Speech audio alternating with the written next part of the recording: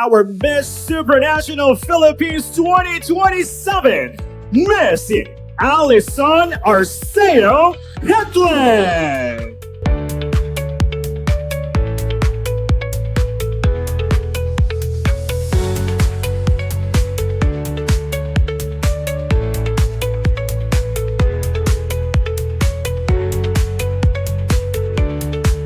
This journey does not just represent Allyson, it doesn't just represent the Kapampangans, but it represents the entire Filipino nation.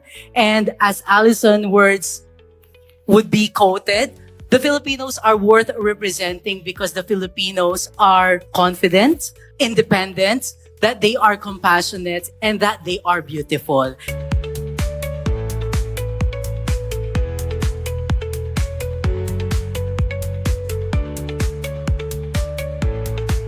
The people you meet, the people you bond with, it's something na, priceless, but at the same time, it's something that you'll treasure for the rest of your life. Ang sarap lumaban because I had the whole team of Pampanga and the whole province of Pampanga there for me to back me up kung ano man ang kailangan ko.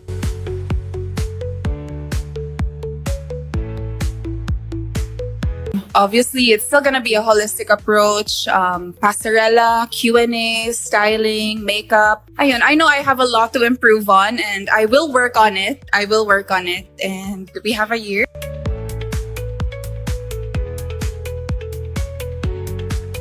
Obviously, I was eyeing for Supranational, if not the universe, Supranational.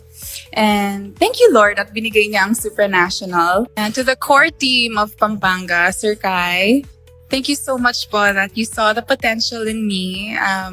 You really opened so many doors for me. If you need me for anything, I'll be here po lagi, Sir Kai. Thank you so much po. Love you.